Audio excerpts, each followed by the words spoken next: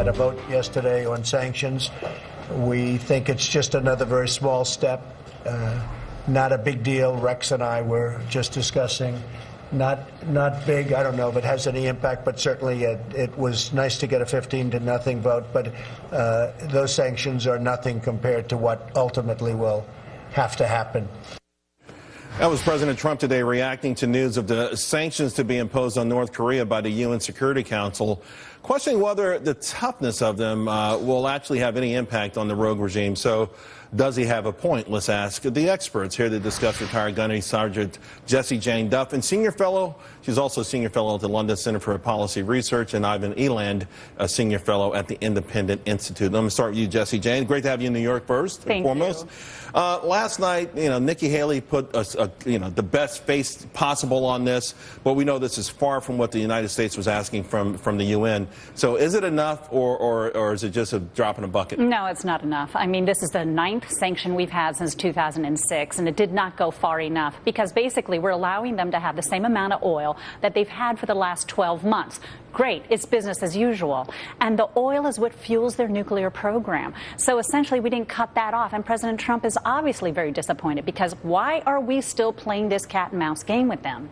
Well, and also an interesting point is that, and Vladimir Putin made it a week or so ago, sanctions, the way they've been going, haven't worked. North Korea's economy, according to many sources, including South Korea's central bank, has gotten extremely stronger. They've learned how to get around these sanctions. They've got a black market. So we're going to cut them off. We really have to be committed to cutting them off, don't we? Well, they get money from Iran. They have actually done some of their nuclear programs with Iran. They have some of the weapons of mass destruction that were found in Syria were by the North Koreans, funded by Iran. Billions of dollars have been funneled through there. And Russia and China have a dog in this fight. This is their little key ally. This is their little baby brother. So they want to pull them to the negotiating table. But the fact is they don't want to negotiate. Ivan? Yeah, well, I think the president's right. It's, it's another pinprick, so to speak. But I'm not sure what we're going to do about it. They deter us. We deter them. They deter us with lots of our conventional artillery tubes that can incinerate South Korea. They have a nuclear bomb already, and probably several or tens of nuclear bombs. And they don't necessarily need a intercontinental ballistic missile to threaten the United States. There's plenty of U.S. troops in South Korea, in Japan, etc. And of course, they could use this smuggling So you're into a making it harbor sound like a hopeless situation. Well, it pretty much is. If you want to use a military option, that's what you're going to get. I mean, we have to accept the facts here. Do we have to accept belligerence from Kim Jong-un? Do we have to accept more ICBM testing, greater and greater nuclear power? Do we sit by and allow that to happen? Well, what's your solution if we don't? I mean, you can take them out, but that's not going to work. Right. It's going to incinerate a lot of South Koreans, a lot of U.S. military people in Japan, perhaps in South Korea. So, I mean, I'm interested in the solution to this. That's why we have you on. I thought maybe you would give us one. How about this?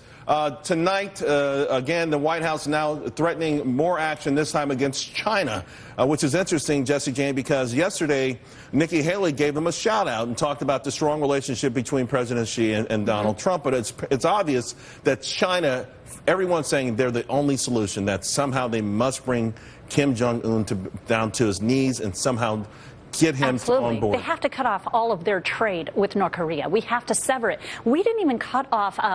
They're still allowed to travel. They didn't stop the funds to Kim Jong-un, and they're still getting the oil they had last year. What were these sanctions? What did we accomplish? Not enough. And the EMP. But China's playing a dangerous game as well, though. When do they realize that, hey, you know what? Perhaps we should put more leverage on this outlaw regime?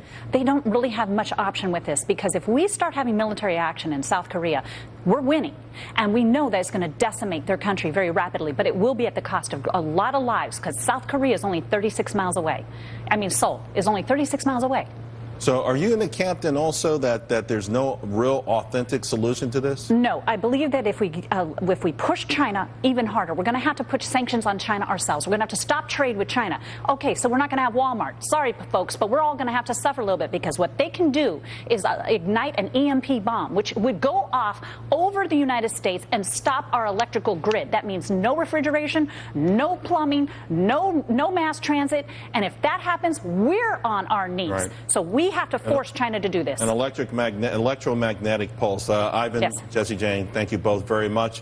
Thank you at home for watching. Really appreciate it. Now, Lou Dobbs is next. He's the man. Keep it right here.